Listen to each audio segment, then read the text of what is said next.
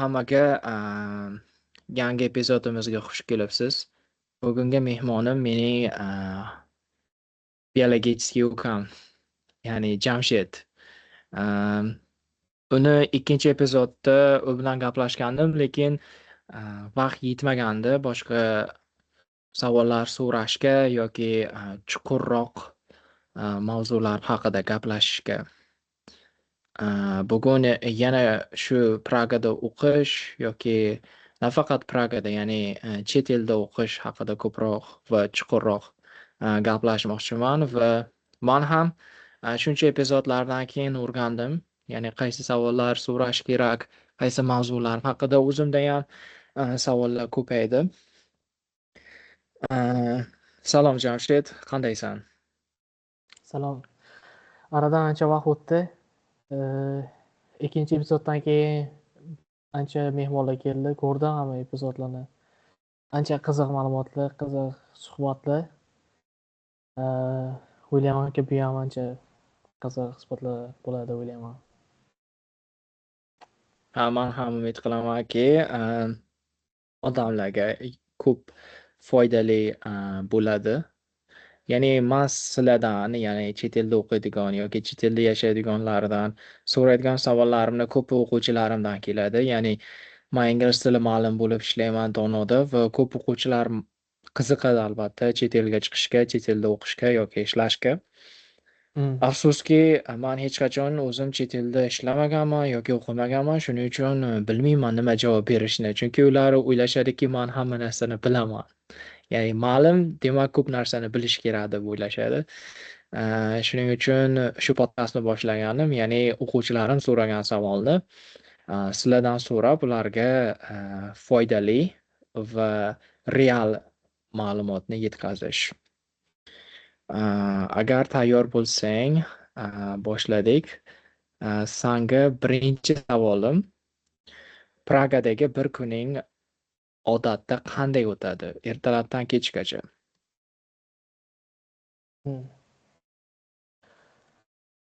Hozirgi paytda ancha kun tartibi o'zgarib ketgan.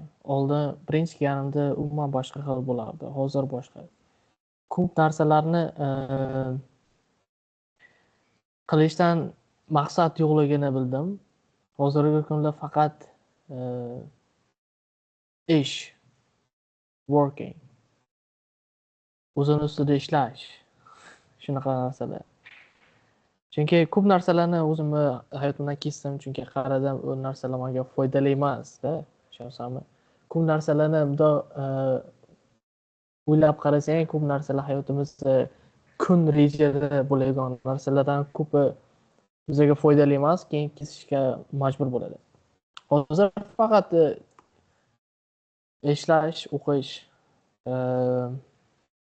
trenirovka qilish, mashq qilish. Chunki mashq qilish umuman kun tartibini muhimlardan deb o'ylayman. Chunki bir kun yurasan, ishlaysan, o'qiysan, nimadirlar bilan ovora bo'lasan, lekin kunning oxirida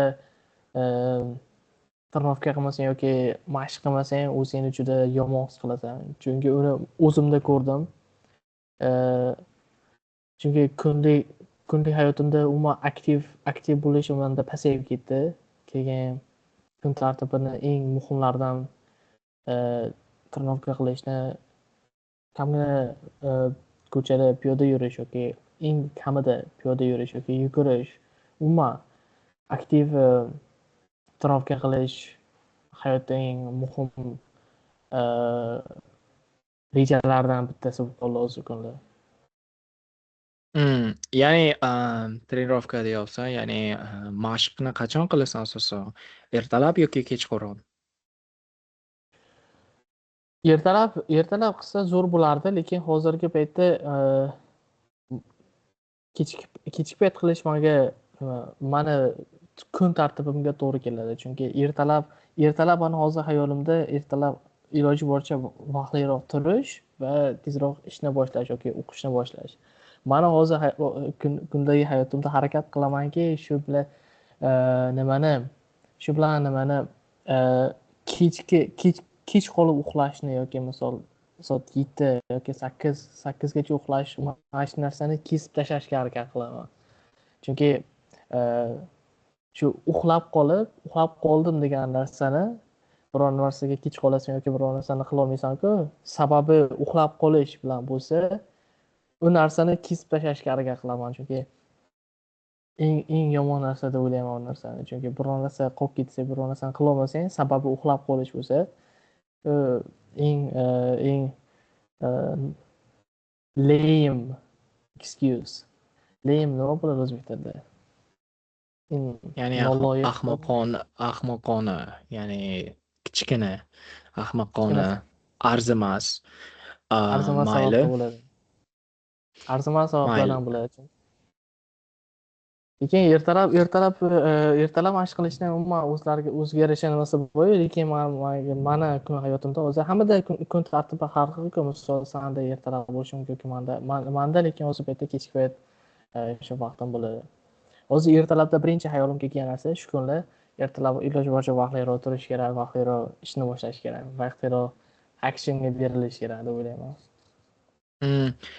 Keyin naushnikni kamroq qilinglar, chunki sani mikrofoning naushnikda hozir har bitta qilinganda ishtilobdida, yoki qo'ling bilan ushlab ol, yoki kamroq qimirlasang yaxshi. Hozir sen qaysi xonada o'tiribsan? Man kutubxonani xonalaridan bittasida. Shu xonani qanday qanday qilib olding? Ya'ni butun xonani sen hozir egallab o'tiribsan-a? Bu qanday ishlaydi? Har bitta o'qishlarni o'zini kutubxonasi bo'ladi. O'zi man o'tirgan kutubxona Pragada eng katta kutubxonalardan bittasi. CVUT universitetini kutubxonasi. Bu kutubxonada Pragadagi yoki Chexiyadagi hamma o'qishda o'qiydigan studentlar kirib o'zini registratsiya qilib dars qilsa bo'ladi, bitta umuman qatnashsa bo'ladi. Umuman kirish bepul kirib o'qib kitoblarni ishlatsa bo'ladi, lekin kitoblarni olish uchun yoki bunaqa xonalar bron qilish uchun registratsiya bo'lish kerak. Registratsiya bo'lish uchun eng oson yo'li shu Chexiyadagi o'qishlardan bittasini studenti bo'lish kerak. O'zi bu mani o'qishim emas, men boshqa o'qishni studenti-yu, lekin menga osonroq, menga bitta registratsiya qilish, xonani bron qilish soatiga bo'ladi. Hozir soatiga men aytaman qancha bo'ladi. Bu Chexiyani o'zini puli bor. Chex kron deydi. Hozir men soatiga aytaman qancha bo'lishini, tojik yoki dollarda.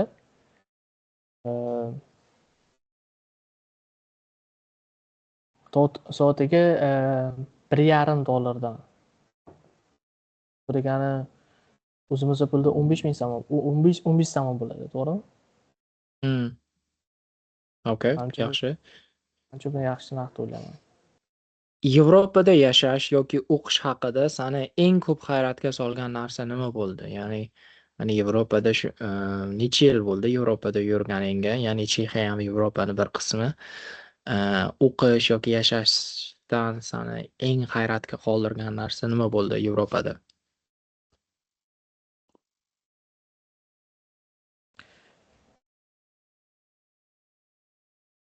Menga eng hayratga qoldirgan narsa yashashda, bilasan, Yevropada Schengen viza ishlatiladi, to'g'rimi?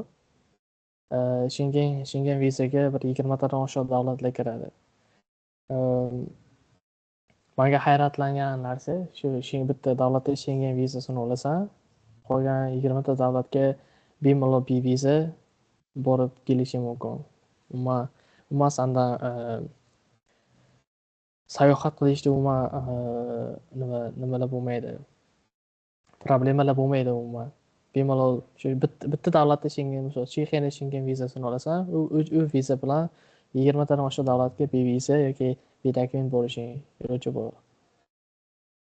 Samolyotga bilet olasan yoki poyezdga bilet olasan, 1 soat, 1,5 soatdan keyin boshqa davlatdasan. Ana shunisi menga yoqib tushdi lekin. Ya'ni freedom of moving around, ya'ni boshqa joyga erkin bemalol borishing mumkin. Bu yaxshi. Sen o'zimizda ham o'qigansan HGUda 1 yil va ana Pragaga ham borib o'qiyapsan. Ya'ni o'qish jihatidan seni nima asosan hayron qoldirdi u yerda? Menga hayron qoldirgan narsa bu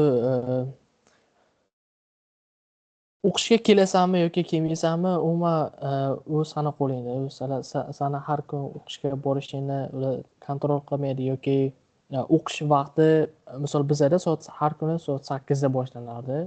HQda har kuni soat 8 da o'qishda bo'lish kerak edi. Agar o'qishga salgan kech qolsang, eshik tagidan marmillar turadi yoki odamlar turadi, seni kech kelganingga seni ancha nima qilishadi, gapirishadi. Bitta umuman vaqtingni o'sha darsingni registratsiya qilasan, o'sha darsing bor vaqtga borasan. Misol bugun soat 3 da darsim bor. 3 soatdan keyin dars boshlanadi. Bittadan keyin 3 da borishim mumkin. Har kun shart emas, soat 8 da borish kerak o'qishga. Keyin HGUda menimcha birinchi o'qiganimda ekzamenlar topshirish ancha oson bo'lgandi menga. Testlardan topshirish. Yoki bir ikki ball yetmasa, mana bular o'zidan qo'shib sekin yaxshi o'qigan bo'lsang, semestr davomida yaxshi o'qigan bo'lsang, sekin o'zidan qo'shib o'tkazaverardi. Lekin hozir bitta ko'pincha testlar, ekzamenlar sistemada internet bilan topshirasan. 0.001 ball yetmasa ham yiqilding hisobi. Chunki o'tgan yil menda shunday bo'lgandi.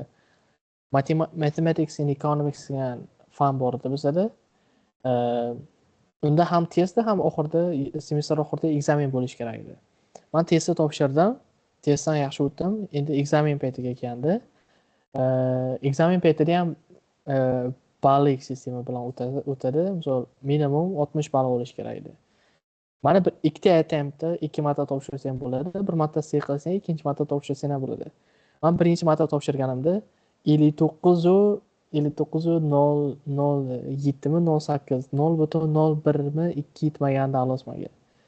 Lekin shunda ham mana yiqitishgandi. Mana shu 0.01 0.02 uchun yana bir marta borib topshirdim. Riskovatda bu ham, chunki keyingi borganingda o'sha boshqa savollar tushishi mumkin, yiqilishing mumkin edi.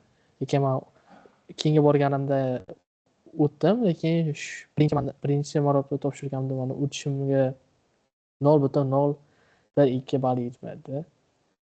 Agar bu narsa o'zimizda bo'lsa, o'tkazib yuborishadi. Men bilan gapirishni tushunadi, lekin bu yerda borib topshirasan, o'tasan, keyin davom ettirasan. Esingda qolgan, men hali qishloqda emasman-ku degan vaziyat bo'lganmi? Ya'ni Pragada turibsan, biror nima bo'lib qoladi. Keyin, men qishloqda emasman-a degan vaziyat bo'lganmi? Misol yaxshi vaziyatmi yoki yomon vaziyatmi? Bilmayman, balki yaxshidir, balki yo'q.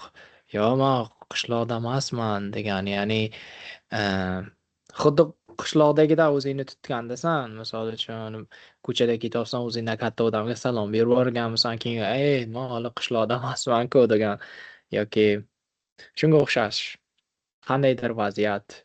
Ya'ni xuddi qishloqdagidek o'zingni tutgansan. Ya'ni hozir aytib berding-ku, ya'ni o'qishda 0.2 ball yetmadi, keyin bu hal qilsa bo'ladi deb ma'lumotlar bilan gaplashib ko'rganmisan, keyin yo'q deyishgan, sanga qishloq emas degandek. Shunday vaziyat bo'lganmi yoki bo'lmagan? Bo'lgan bo'lsa shu haqida gaplashamiz, bo'lmagan bo'lsa boshqa.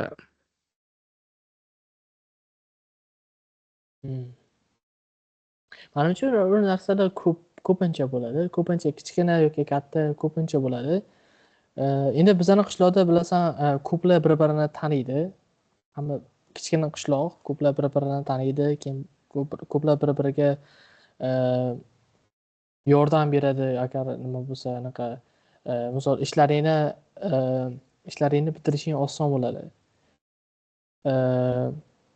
Keyin ko'pincha bizning qishloqda seni ko'plar taniydi, keyin seni gapirishlari ham unaqa san haqingda bilishlari ham, san haqingda gapirishlari ham vaziyatli ko'p bo'ladi, lekin bitta san nima qilyapsan, kecha san misol san to'y, san 20 nechiga kirding, to'y bo'lding yoki to'y bo'ldingmi yoki o'qishni bitirdingmi, o'qishga kirdingmi yoki ko'chada qaysidir qiz bilan yuribsan yoki nimadir qilyapsan, unaqa narsalarni san o'ylamaysanki, hech kim gapirmaydi. O'zi hech kim senga qaraydi-yu, lekin san haqingda shu narsani xayoldan o'tmaydi-da, tushunasan? Anaqa paytlarda mani hayolimdan o'tgan, man Vorakanliz emasman, man kattaroq shaharda san haqingda hech kim o'ylamaydi. Bu ham yaxshi, ham yomon. San haqingda hech kim o'ylamaydi, bu yaxshi bir tomonlama. San haqingda hech kim o'ylamaydi, bu yomon. They don't care about you. Bu ham yaxshi, ham yomon deb o'ylayman. Agar Praga hayotidan 3 ta narsani qishloqqa olib kelish imkoniyati bo'lsa, qaysilarini olib kelgan bo'larding?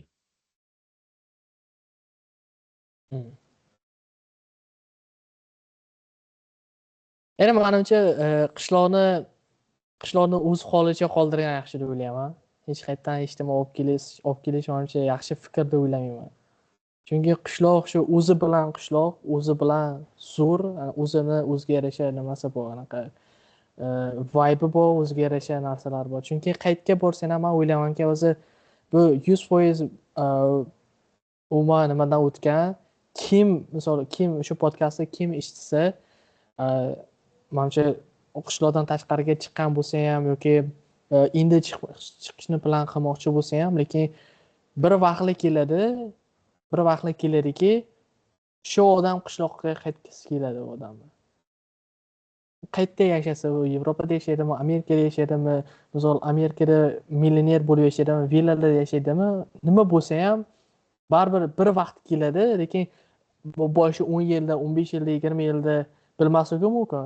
Lekin shu vaqt keladi, shu nuqta keladiki, qishloqqa qaytgisi keladi, shu tug'ilib o'sgan joyga yana qaytgisi keladi, shu joyda yashagisi keladi.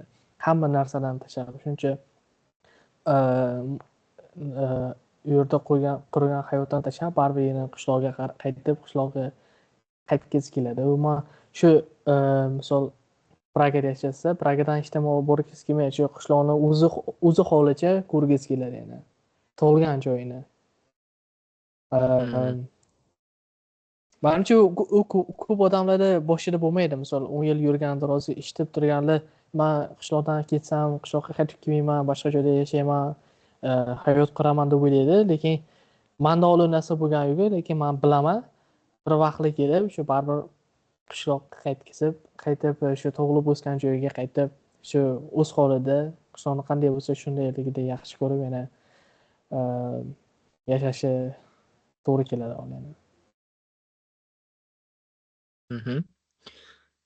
Tashqarida o'qish juda glamur ko'rinadi, lekin aslida unday bo'lmagan tomoni nima? Ya'ni chet davlatda o'qish, wow deydi hamma, chet elda o'qiyapti, Chexiyada o'qiyapti, tashqaridan juda zo'r ko'rinadi, lekin aslida unday bo'lmagan tomoni nima?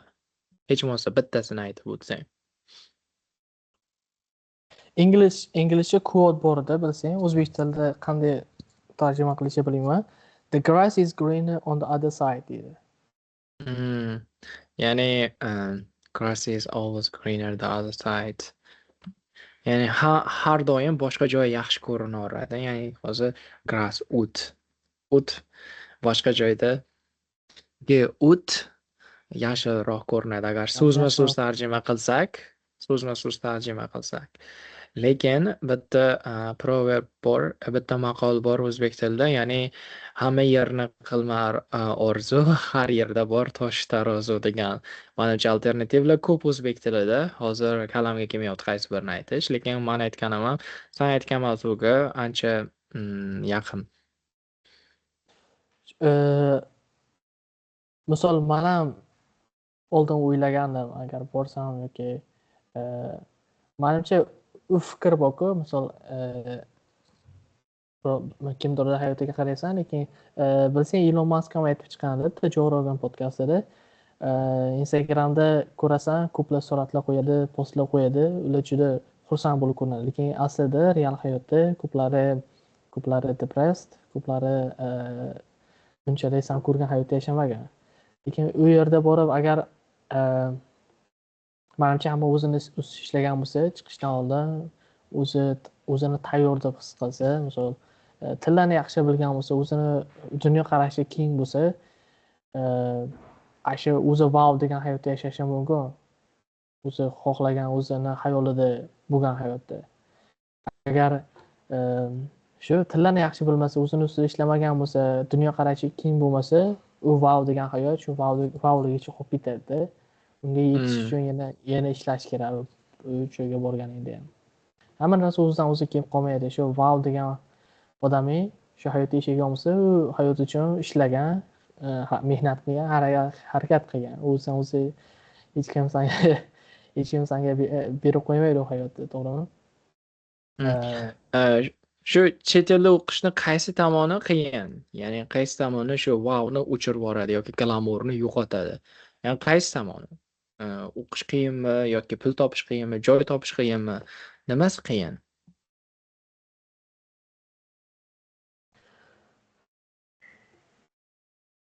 Menimcha odamni o'zida ko'plarda ko'rdim. Bu yerdagi yurgan chet elda, misol O'zbekistondan, Tojikistondan kelgan yoki Qozog'istondan kelgan bolalar bor, yoki boshqa davlatdan kelgan bolalar bor. O'zimni ham ko'rdim.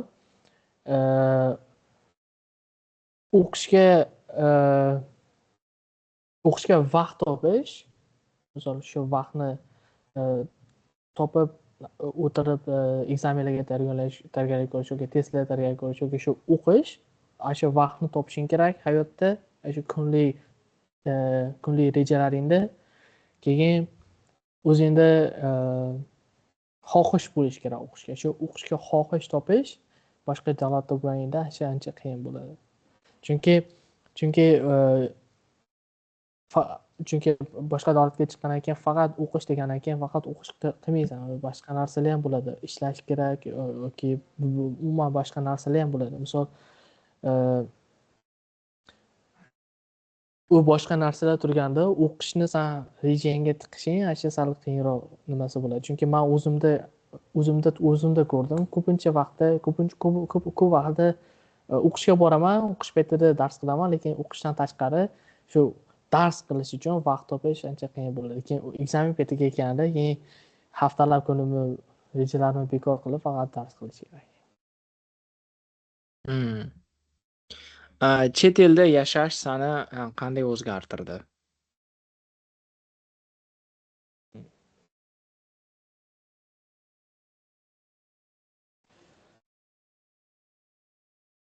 Menimcha meni o'zgartirgan narsa chet elda yashash bo'lmadi-yu, yonimda bo'lgan odamlar bo'ldi.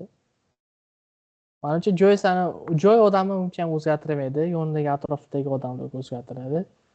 Agar yoningdagi atrofdagi odamlar qanday bo'lsa, misol aytishadi-ku, 5 ta millioner bo'lsa, 6-inchisida sen bo'lasan shu millionerlar bilan yursang. Meni nima o'zgartirgan bo'lsa, men o'ylaymanki, yonimdagi odamlar ko'pincha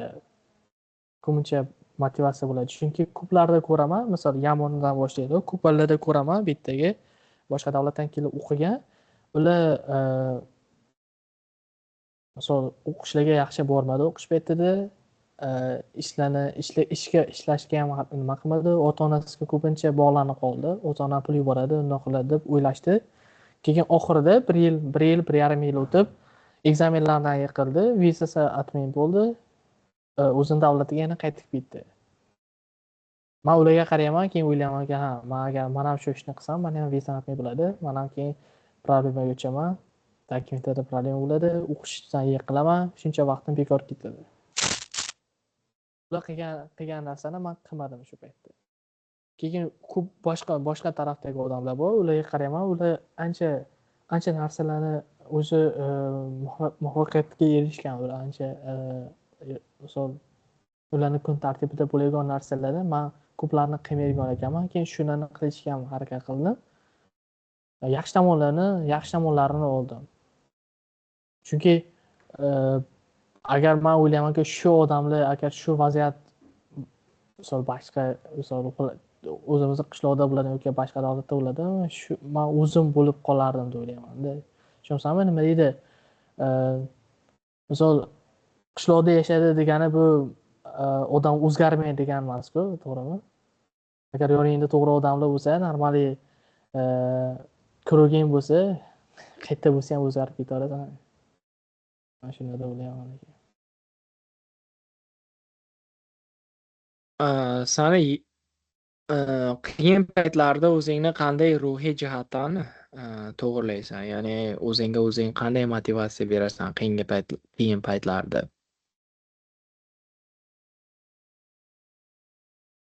o'zimga motivatsiya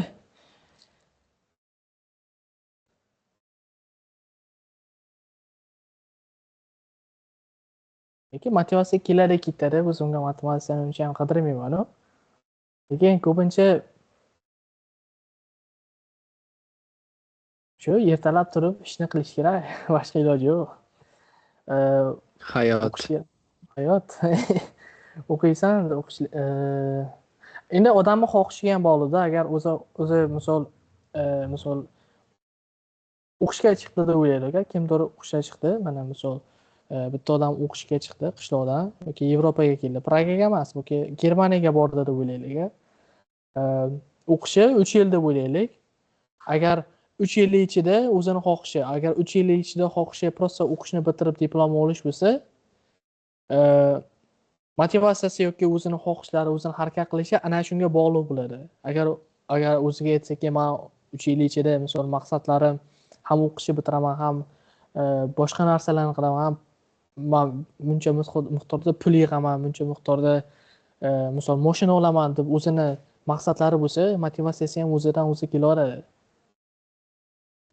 motivatsiya maqsadga borib taqaladi deb o'ylayman agar maqsadlaring katta bo'lsa maqsadlaring aniq bo'lsa ertalab turishga qiynalmaysan ertalab uxlab qolmaysan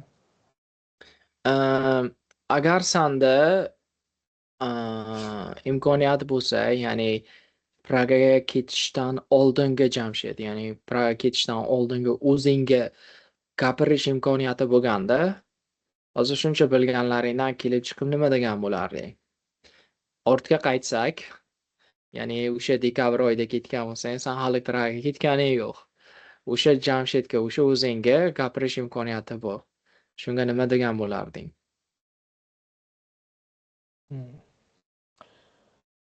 man tillarni o'rganardim yaxshiroq tilni o'rganardim ingliz tilini o'rganayotgandim o'sha paytda может yana ko'proq o'rganardim ingliz tilni Pragada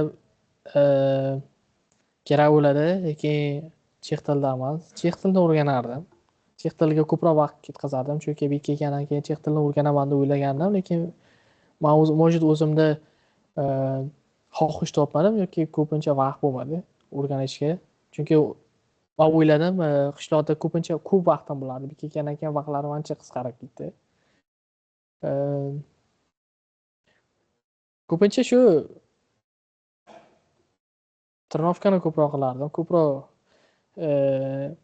futbol o'ynardik birga ko'proq stadionga borardik ko'proq til o'rganardim shu o'zimni ustimda ko'proq ishlardim boshqa nima yo'q anaqa deydi chunki aytamanki hamma qiladigan actionlaring hamma qiladigan kundalik rejalaring maqsadlaringga borib taqaladi maqsad agar aniq bo'lsa misol maqsading misol bir oylik bir yillik maqsading aniq bo'lsa har kungi kunlik qiladigan ishlaring ham o'sha maqsadlaringga borib taqaladi agar maqsading bir yil ichida hech nimaga erishmaslik bo'lsa bir kuni ham shu ertalab turasan o'qishga borasan yoki u qayerda bo'lsa u Qo'lakandoza bo'ladimi Yevropada bo'ladimi qayerda bo'lsa ham hamma narsa kundalik rejalaring kundalik o'zingga bo'lgan aytadigan narsalaring maqsadlaringga borib taqaladi agar maqsading bir yilda mana shuncha miqdorda pul yig'aman desang ertalab turasan ishlaysan harakat qilasanki shu har kuniga mana shuncha miqdordan olib qo'yishga чтобы yil oxirida shu xohlagan miqdoring pul chiqib kelishiga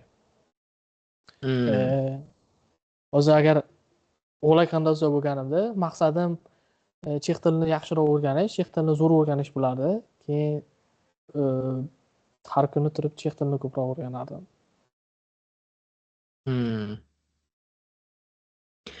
Hozir o'qish yoki bilim olishga bo'lgan yondashuving oldinga nisbatan qanday o'zgardi?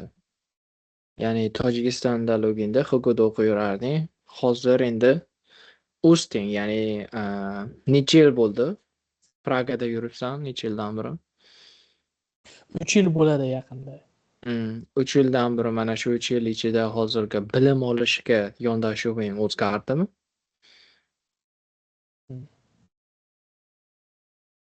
Bilim olishga oshdi deb o'ylayman, chunki o'qish, misol universitet tomonidan olib qaraganda shu Xiguda uncha ham e'tibor bermasdim, to'g'risini aytsam. Xiguda har kuni bo'layotgan leksiyalarga yoki seminarlarga umuman 100% e'tibor bermasdim. Hozir lekin e'tiborim kuchaygan, chunki men bilamanki, agar men bironta seminar darslarni qilolmasam, keyin yana ekzamindan yiqilaman. Mana hozir birinchi maqsadim faqat ekzaminlardan o'tish. Ekzamindan o'tish uchun darslarda yaxshi qatnashish kerak, yaxshi o'rganish kerak, hamma narsani bilish kerak. Chunki bitta seminarda yaxshi qatnashib o'rganmasang, shu seminardan savol kelib qolishi mumkin. Ekzaminda keyin bilmaysan. O'qishga endi e'tiborim kuchaydi, chunki o'qishda o'qimasang ham nima deydi, darslarda yaxshi qatnashib, umuman zo'r o'qimasang ham e'tiboring kuchli bo'lsa, shu ham ancha katta foyda beradi deb o'ylayman. Hozir e'tiborimni kuchaytirdim. Xiguda uncha e'tibor bermasdim darslarga. Shu. Ya'ni noodatiy, lekin samarali bo'lgan qaysi o'qish usuli yoki uslubi bor sanda, odati? Misol uchun men o'zimnikini aytsam, umuman norasmiy, umuman noodatiy, hech kim qilmaydigan narsa, men shu o'qishga borarkanman, ya'ni shu mavzularni hammasini audioda eshitardim. Ya'ni ko'pincha Inyazda o'qiganman, shu yerda qaysi mavzu o'tsak, shu mavzuni ingliz tilida yo'lda eshitib boraverardim. Misol uchun iqtisodiyot bo'lsa ham, ekonomika bo'lsa, shu mavzu o'tgan mavzuyimizni inglizchada eshitib borardim, ya'ni darsga tayyor bo'lib borardim. Tarix bo'lsa, tarixda ham YouTube'da materiallar ancha ko'p. Men ko'proq eshitardim yoki video ko'rardim. Kitob kam o'qirdim. Shunaqa qilib Inyazni bitirgandim. Sanda ham shunga o'xshash noodatiy, hech kim qilmaydigan, shunga o'xshash dars qilish odatlari bormi? Birinchi kelganimda bir semestrga kech kelgandim. Bizada ko'p fanlardan menga ekzaminga qo'ymadi, chunki men semestrda darslarga qatnashmaganman. Lekin filosofiya fanidan ma'lum meni o'qishga qo'ydi. Menga aytdi, agar men seni oral ekzam qilaman, agar undan o'tsang, ekzaminga qo'yaman dedi. Menda ikkita ekzamin bo'lgandi. Bitta onlayn ekzamin bo'lgandi. Internetda test bo'lgandi. Keyin unga borishim uchun men ma'lum bilan oral ekzamdan o'tishim kerak edi. Men shu oral ekzamga Crash Course Philosophy'ni ko'rib 10 ta epizodini o'tib, shu oral ekzamdan o'tganman. Men dars u fanni o'zini o'qimaganman, shu kitoblarni nima o'tishgan bo'lsa o'qimaganman, qaraganman qanday savollar keladi. Shu savollarni shu Crash Course Philosophy ko'rib o'tganman. Shu fashda 3 yil bo'ladi, hali ham shu esimda. Eng zo'r menga o'zimga yoqqan ekzamindan o'tish, shu fanni yopish menga aytib bo'lgandi. Menda ham xuddi shunday edi. Ya'ni men ham qaysi mavzu o'tsak universitetda shu mavzu haqida podkast topardim yoki qandaydir YouTube'da videolar topardim. 250 da borardim marshrutkada yoki o'zimizda marshrutka alohida, keyin 250 dan. Bu degani 1 soat vaqt ketadi yo'lga. Shuni ishlab borardim. Kelishda ham ishlab kelardim-da shu har xil mavzularni. Kelishda misol uchun 250 ga qarab tursam o'qishni oldida taksilar kelardi-da. Taksilar o'tir balla endi mashinada borsa, misol uchun endi benzin qimmat-ku baribir. Odam olib ketsa yaxshi. Menga aytardi, taksida ketaylik-da. Men yo'qdirdim-da, ular tushunmasdi-da, chunki taksida o'tirsam tez kelib qolaman uyga. Men keyin taksida o'tirsam ularning oldin naushnikda ham o'tirolmayman. Misol uchun gapirishi mumkin, nima qilishi mumkin. Shunga manga yomon odat bo'lib qolgandaki, shu taksilarga ham yog'dirdim, ya'ni gazelga chiqardim, 250 ga chiqardim, naushnikni taqardim, ya'ni podkast yoki shu mavzu haqida video ko'rardim. Ana shunday qilib o'qishni bitirganman. Kitob o'qishga ham harakat qilardim, lekin shunday qilib har xil mana fransuz tili yoki ispan tili yoki nemis tilini o'rgangan bo'lsam, shunaqa qilib o'rganganman. Ya'ni oldingi podkastimda ham aytuvdimki, Inyaz ya'ni Xgo binosini ichidan ko'proq 250 ni ichida, ya'ni 250 liniyadagi marshrutkalarni ichida man ko'proq narsa o'rganganman. Ya'ni Hmm. o'zimga aytardimki, ya'ni 1 soat borish, ba'zi paytda 1,5 soat bo'lib ketardi. Chunki yo'llar bitgan yo'q edida. Xitoyliklar yo'l quraytuvdi. Yo'l daqayn-duqayn, chang. Shuning uchun boshqa yo'llardan, uzoq yo'llardan borardik. Sekin haydardi u paytda, chunki yo'l bitmagan-ku. Ana shunda 1,5 soat borish, bir xil paytda 1 soat kelish yoki 1,5 soat kelish bo'lardi. Shuncha vaqtim bekorga o'tadimi deb, naushnikda polniy har yil bitta yangi naushnik olardim. Dars qilib borib, dars qilib kelardim. Ya'ni bu degani kamida 2 soat dars qilish majburiy. Ya'ni har kun 2 soat dars qilsa, odamni hayoti shunchalik o'zgarib ketar ekanda. Mana qara, man har kun mana o'qishga borganimda 2 soat dars qilganman. Keyin o'qishga borganimda, chunki man dars qilib bo'lganku, man o'qishda o'taydigan mavzularni oldindan ham o'rganib qo'yardim. Keyin mazza qilib kursdoshlar bilan gaplashib o'tirar yoki aqabaqa darsda bemalol o'tirardimda. Ya'ni socializing, ya'ni odamlar bilan uchrashish yoki gaplashish yoki yaxshi vaqt o'tkazish uchun borardim ko'p darslarga. Chunki man uni oldindan bilardim. Shu menda noodatiy nima desam ekan, dars qilish uslubim shunday edi. Hmm. Ya'ni ko'pchilikka aytaman, ya'ni hozir ham bir ikkita o'quvchilarim Ilyasda o'qiydi. Ya'ni bekorga o'tkazmanglar vaqtlaringni. Mana texnologiya bor, undan foydalanish kerakdir. Deyman, endi hamma ham har xil. Bir xil man audio eshitsam ko'proq o'rganarman. Bir xil ko'rsa yoki bir xil bajarsa o'rganadi. Bu ham menda qandaydir qiziqarli, o'zim uchun ham hozir ham qiziqdi. O'ylab qarasam ortga qarab.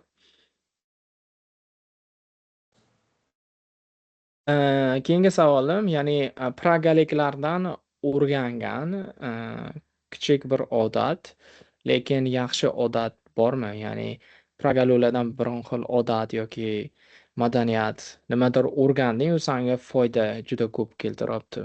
Shunday narsa bo'lganmi, yo'qmi?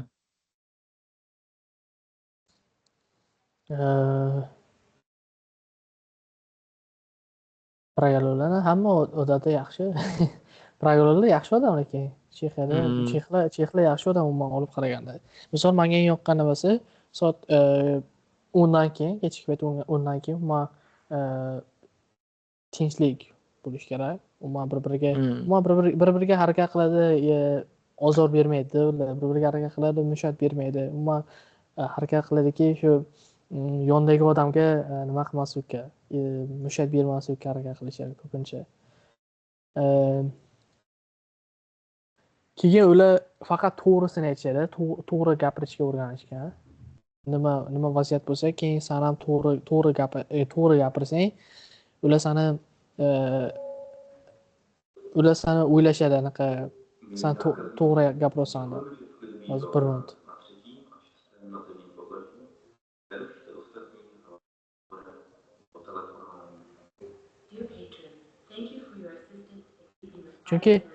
Chunki mani bir ikki marta polis to'xtatgandi. mhm. Eshitilyaptimi gapi? Ha, eshitaman, gapiraver.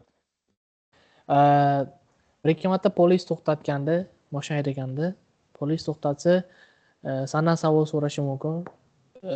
Nimaga unday qilding yoki sani aybingni bilib turib ham sandan so'rashi mumkin. Shu paytda to'g'risini aytsang, mani situatsiyam bundoq edi deb to'g'risini aytsang, u paytda tushunishadi sani.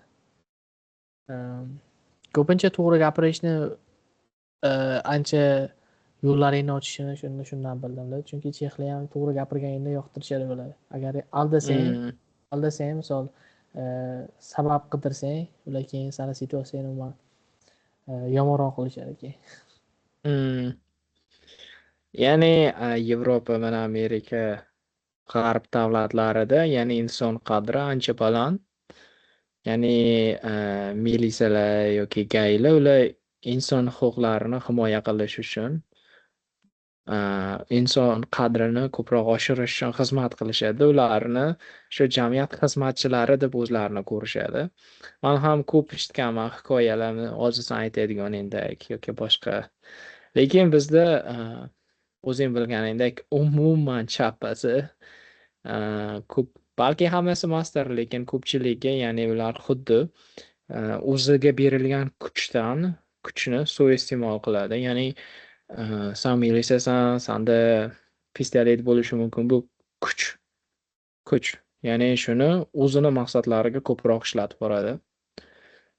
Man Pragadan yoki Yevropadan, g'arb davlatlaridan bitta narsa olib kelish kerak bo'lsa qishloqqa, ya'ni inson qadrini va militsiyalardagi shu boshqalarni hurmat qilishi yoki inson huquqlarini ko'proq balandroq qo'yadigan odatini olib kelgan bo'lardim.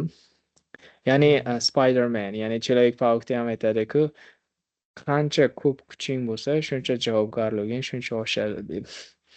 Va o'sha Shunday, javobgarlikni to'g'ri ishlata bilish kerak odam.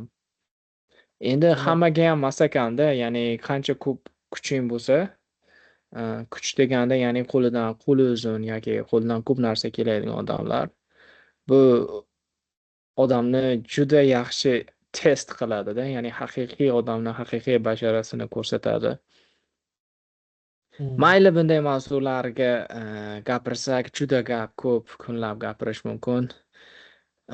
Harakat qilamiz, mana harakat o'qituvchi sifatida yosh avlodni yaxshiroq tarbiya qilishga. Ya'ni hamma umidimiz shu yosh avloddan. Chunki shu yosh avlod kelajakdagi militsiya xodimi yoki nalogda ishlaydigan odam yoki hokim yoki prezident bo'lishi mumkin. Shu yosh avlodni yaxshi tarbiyalasak, o'zgarishimiz mumkin, o'sishimiz mumkin. Shunday, shunday. Shuning uchun o'qituvchilar bayrami o'tib ketyapti. Ya'ni qaysi o'qituvchi ko'radigan bo'lsa yoki qaysi bilim sohasida ishlaydigan ustozlar bo'lsa, hammasini bayram bilan tabriklayman va shuni eslatmoqchimanki, ya'ni o'qituvchilar bu har bir jamiyatni ya'ni ustuni, juda katta ustuni va o'qituvchilar hal qiladi qanday avlod yetib chiqishini, ya'ni jamiyatni butunlay o'zgartira oladigan kuchga egada o'qituvchilar. Ular Hmm. yaxshi tarbiya bersa, yaxshi yo'nalish ko'rsatsa, jamiyat butunlay o'zgarib ketishi mumkin. Shuning uchun ham bu tanlagan kasbimdan nima desam ekan, xursandman, chunki har doim yangi narsalar o'rganaman va o'quvchilarni yoshlardan ko'p energiya olaman va ularning hayotga qiziqishi menga ham ko'p qiziqish beradi hayot uchun. Hmm. Yevropaliklar muvaffaqiyat, ish yoki baxt haqida boshqacha o'ylasharkan, shundaymi? Sani nimaga hayratga qoldirdi? Ya'ni albatta yevropaliklarni o'ylashi muvaffaqiyat, yaxshi yashash haqida umuman boshqa fikrga ega, shundaymi? Ish, Eh, baxt.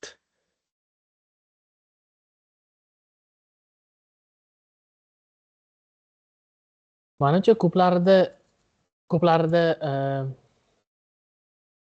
ko'plarida shu ishga borish, oila qurish, eh, muhim rol o'ynaydi.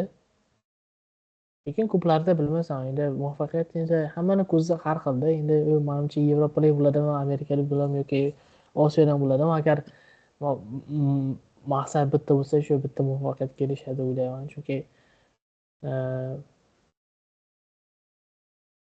Chunki ular qilgan ishni muvaffaqiyatga bizlardan ham erishadi. Chunki nima deb o'ylaysan?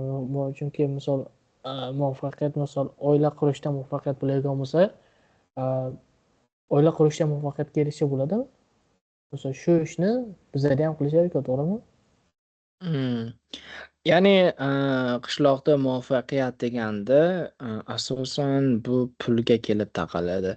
Ya'ni qancha ko'p puling bor, shuncha muvaffaqiyatlisan. Lekin man ko'p suhbatdosh bo'lganman yevropaliklar bilan. Ular muvaffaqiyatni pulda ko'rmaydi. Ya'ni materialistik narsalarda ko'rmaydi. Ya'ni chiroyli mashina yoki katta uyda ko'rmaydi. Ularda ko'pini eshitganman, ya'ni ular uchun muvaffaqiyat shunchaki erkinlik bo'lishi mumkin yoki tinchlik, xotirjamlik. Bizda shu duo qilamiz-ku, ya'ni tinchlik, xotirjamlik bo'lsin deb duo qilamiz-u, lekin biz tinchlik, xotirjamlik uchun harakat qilmaymiz o'zimiz. Ko'proq pul bo'lishini yoki ko'proq mol qilishni yoki ko'proq qo'y qilib, ko'proq joylarni sotib olib, pulimizni, tinchimizni, xotirjamligimizni yo'qotib, ko'proq narsalarga erishishga harakat qilamiz. Ya'ni ko'proq bosh og'riq narsalar, misol uchun mashina olishga harakat qiladi hamma, yo mashina bo'lishi shart deb.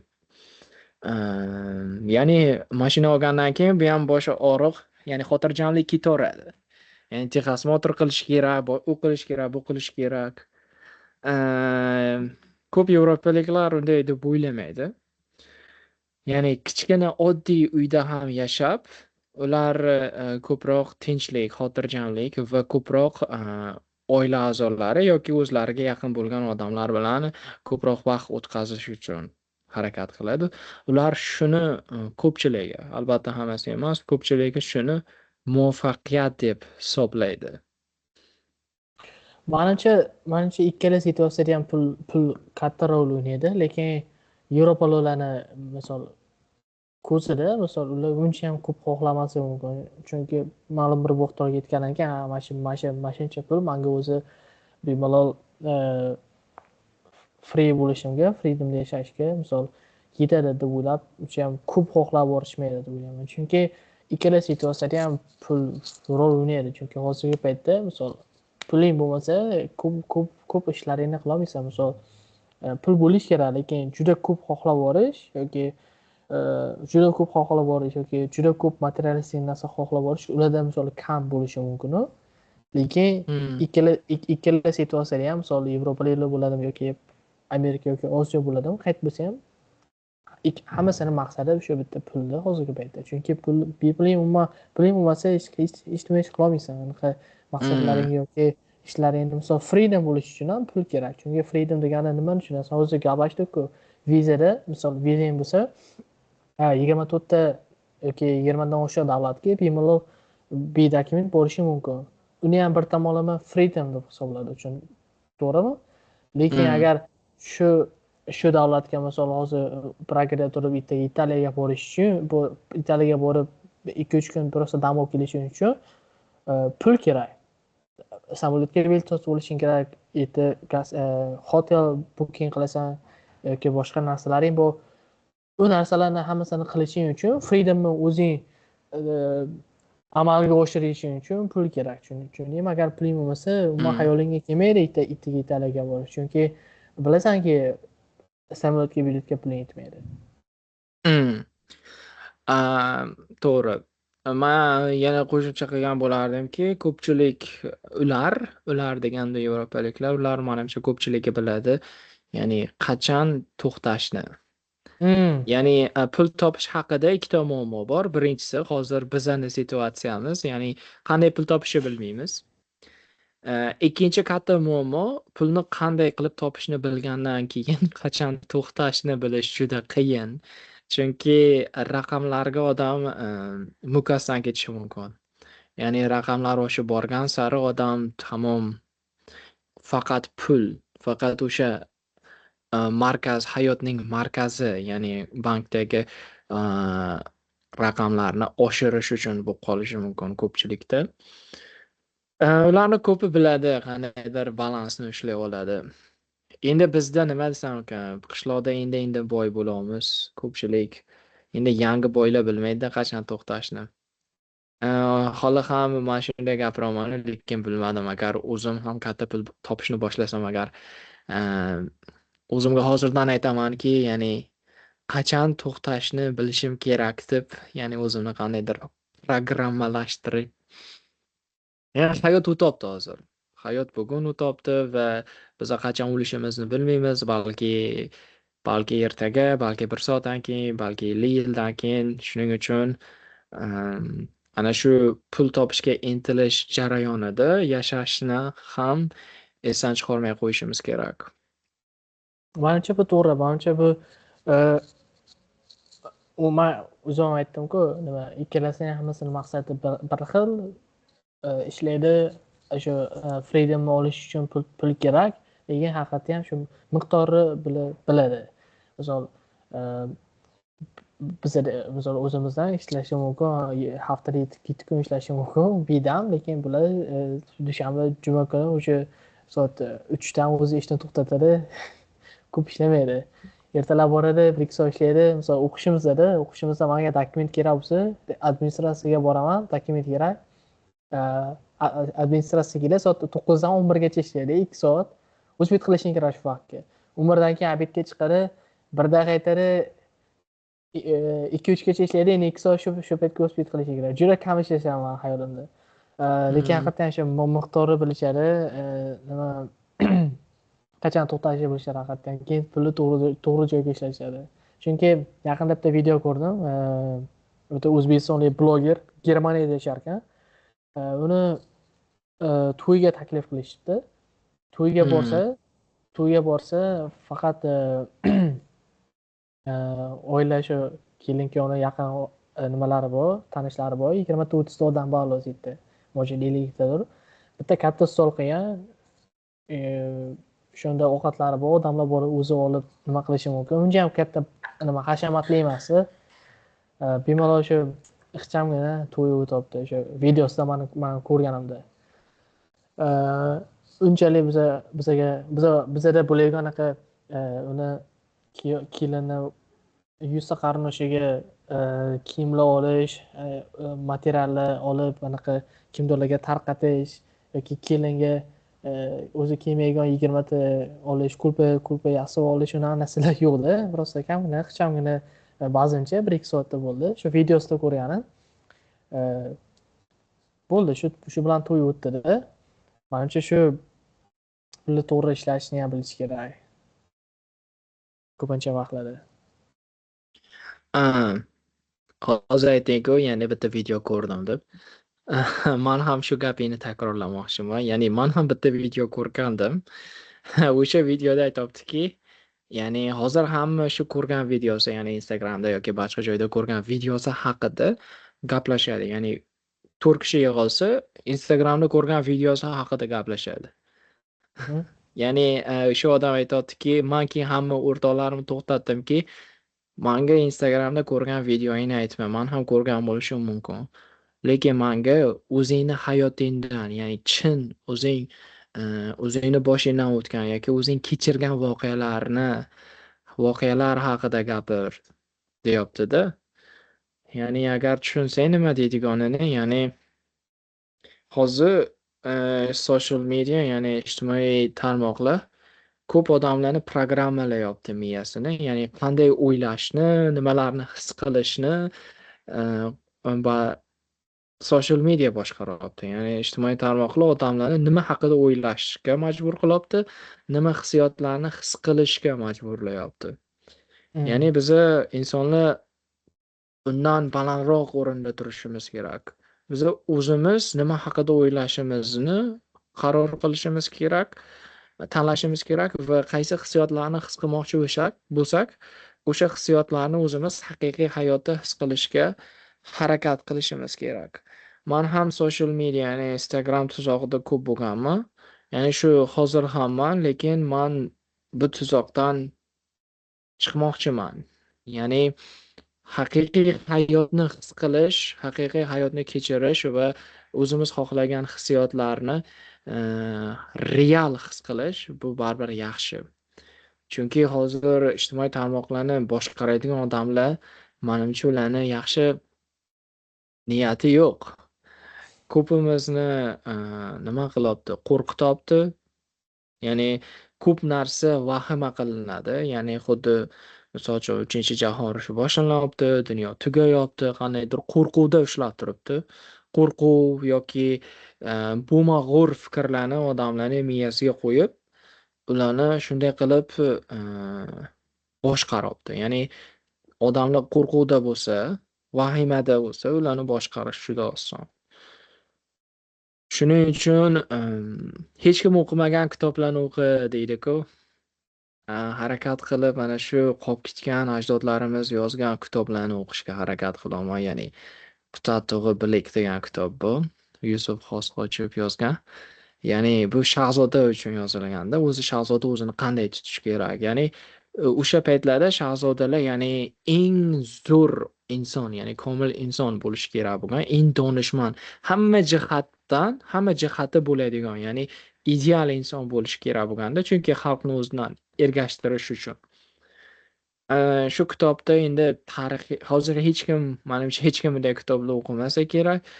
Shunday o'qisang, ya'ni to'la duru gavhar, ya'ni donish, bilim va maslahatlari hozirgi gurular aytadi-ku social mediada. Ularga o'xshaydi, lekin 10 barobar yoki 100 barobar odamga qattiq ta'sir qiladi. Men ham senga tavsiya bergan bo'lardim, ya'ni aka sifatida ko'proq real hayotda, sen Pragadasan. Praga eng chiroyli shaharlardan biri Yevropada. Ya'ni ekranga kamroq qarab, ko'proq Pragada ekansan, Xudoga shukr qilib, 3 minut yoki 4 minut vaqt ajratib, ya'ni shu Praga go'zalligidan bahramand bo'l. Har kun bunday qilish qiyin, chunki o'zingni stress ko'p, ishga borishing kerak, qayerga borishing kerak. Lekin grateful, ya'ni shukrona keltirishing kerakki, ya'ni san juda kam prosent odamlar, ya'ni juda kam odamlar san o'qiydigan joyda yoki san yurgan shahar ko'chalarida yurishni ko'plar orzu qiladi, lekin sanga nasib qilibdi. Ya'ni buni bekorga ketkazmashing kerak deb o'ylayman. Bu deganimda, ya'ni balki imkoniyat bo'lmas, balki bu yerga qaytib kelarsan yoki balki boshqa shaharga borishing mumkin. Demak, hozir sen shu yerdamisan, real Praga hayotini his qilish uchun, shu yerda integratsiya bo'lish uchun albatta chet tilini ham o'rganishing kerak. Ya'ni ish ko'p. Ya'ni eng katta birinchi qiladigan maslahatim senga shu bo'lardiki, ya'ni kamroq Instagramga yoki social media ijtimoiy tarmoqlarga kirishni senga maslahat bergan bo'lardim.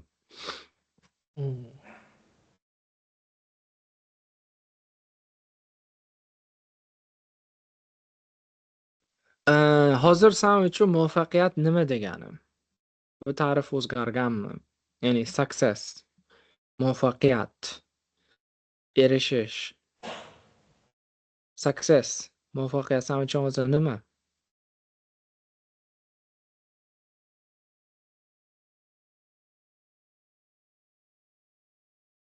Menimcha bu muvaffaqiyat odamni yillar o'tib yoki vaqt o'tib o'zgarib ketaveradi. Har bitta misol 10 yoshli yoki 5 yoshli boladan muvaffaqiyat nima desa, men bu qo'choqni olish yoki men bu toy o'sha nimani moshinchani olish shu muvaffaqiyat bo'ladi ularga. Shu narsani hozir mani situatsiyamda boshqa situatsiyada. O'zimni situatsiyamda hozirgi vaziyatda muvaffaqiyat menimcha o'qishni bitirsam, diplomimni olsam muvaffaqiyat bo'lishim mumkin. To'g'ri. Chunki menga vaqtim ancha ketyapti. 2 yil 3 yil vaqtim shu o'qishga effort beraman, o'zimni vaqtimni shunga ketkazyapman. Shu endi o'sha meni vaqtimni ketganiga shu diplom berishar ekan ular. Endi shu men diplomni qo'limga olsam, bilamanki meni vaqtim bekorga ketmadi. Menimcha shuni muvaffaqiyat deb bilaman.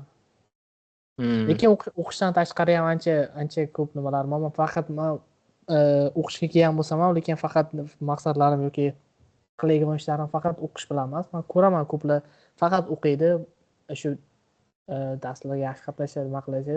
Lekin men o'zimning situatsiyamni boshqa xil deb hisoblayman. Chunki men faqat o'qish bilan shug'ullanmayman. O'qish bilan cheklanib qolmayman-da, chunki hozirgi paytda faqat o'qigan odam diploming bo'lsa, u degani san muvaffaqiyatli bo'lasan yoki ishlaring san kutgandan bo'ladi deganaman. Chunki hozir undan nimaroq qilish kerak. Faqat oldingi paytda misol o'qishga borishing, yaxshi o'qishing, nima odobli, yaxshi bilimdonlik bo'lib, bitta diplomni olib nima qilishing o'sha yaxshi bo'lganda, lekin hozir misol o'qishga ishga kirmoqchi bo'lsang ham diploming bo'lsa ishga oladi deyishadi, lekin u ishga kirish uchun san texnologiyani yaxshi bilishing kerak. Hozirgi paytda AI ni yaxshi bilishing kerak, CVlarni yaxshi qiladigan odam bo'lishing kerak. Misol intervyuga borganingda ham intervyuda san shu intervyu kim bilan san bilan olgan bo'lsang qiziq odam bo'lishing kerak, yaxshi odam bo'lishing kerak, qanday gaplashishni bilishing kerak, communication skills bo'lish kerak. Tushunarli. Shu nuqtalarda ham muvaffaqiyatga erishsa yaxshi bo'ladi deb o'ylayman. Hozir qisqa tanaffus qilamiz, birozdan keyin qaytamiz. Ular sana albatta ko'p narsalar kutishi tabiiy. Chunki sen chet elda o'qiyapsan. Ana shu bosimni sen his qilasanmi? Bo'lib turadi, unaqa bosimlar bo'lib turadi, lekin baribir kun oxirida baribir shu ular xohlaydigan narsalarni san bosimda o'ylaydigan narsalaring tabiiy narsalar, chunki ular nimadan xohlaydi? Shu o'qishni bitirishing, diplomni olishing, muvaffaqiyatli bitirib diplomni olishini xohlaydi. U narsa tabiiy. Agar shu narsani hayolingda agar qilolmaydigan deb o'ylasang, shu bosim bo'lishi mumkin. Misol hayolingda, men bir fanga tayyorgarlik ko'rmaganman, agar bir fandan yiqilsam, semestrim cho'zilishi mumkin yoki o'qishim cho'zilishi mumkin yoki o'qishdan cheklanishim mumkin degan narsalar senga bosim bo'lishi mumkin. Agar manimcha o'ydagilaring yoki sen tanigan odamlar sandan nima xohlaydi? Agar o'qishda bo'lsang, o'qishni bitirib diplomni olishing kerak, shuni olishadi. Agar shuni falan yaxshi topshirib normali o'qiydigan bo'lsang, menimcha hech qanaqa bosim bo'lishi bo'lmaydi deb o'ylayman. Chunki men o'zimda ko'rganim yo'qda, chunki meni hayolimda men kerakli bo'lgan narsalarni qilaman, hammasi men o'ydagilarim xohlamagan narsani qilmayman. O'zimga misol to'g'ri bo'lgan narsalarni qilaman. Normaliy darsga boraman yoki darsdan keyingi ishlar ham hammasi o'z holida. Hech qanaqa bosimlar o'zimni his qilmayman, chunki bosim qayerdan kelib chiqadi? Misol o'zing aytchi, bosim misol chet elda o'qiydigan yoki shu yerdagi odamlar qayerdan kelib chiqadi o'ylaysan? Ya'ni bosim odamlar o'zi miyasini ichida bosim paydo qiladi, ya'ni yoki atrofdagi odamlar ham bunga sabab bo'ladi. Atrofdagi odamlarning fikri. Chunki ular o'ylaydiki, demak, mana Pragada o'qidimi yoki chet elda Yevropada o'qib keldimi, demak u ma'lum bir narsalarga erishish kerak. Ya'ni Pragada o'qib kelib, sen ko'chada velikda yoki piyoda yura olmaysan. Pragada o'qib keldi-yu, mana qara, ahvolini qara. Deydigan narsalar, shunaqa ssenariyolarni chet elda o'qiydigan bolalar menimcha shunday bosimni his qilsa kerak deb o'ylab shu savolni berdimki, ya'ni men shu yerda o'qiyapman-u, qishloqqa qaytib borib men katta natija ko'rsatishim kerak, maosh olishim kerak yoki 2 qavatli uy qurishim kerak yoki to'yimni mana shunday joyda qilishim kerak. Shu yerdan o'qib boraman-u, shunaqa narsalarga erishmay borsam qanday uyalaman deb his qilsa kerak deb, senda ham shu hissiyot bo'lganmi, bo'lyaptimi deb shu savolni senga berdim.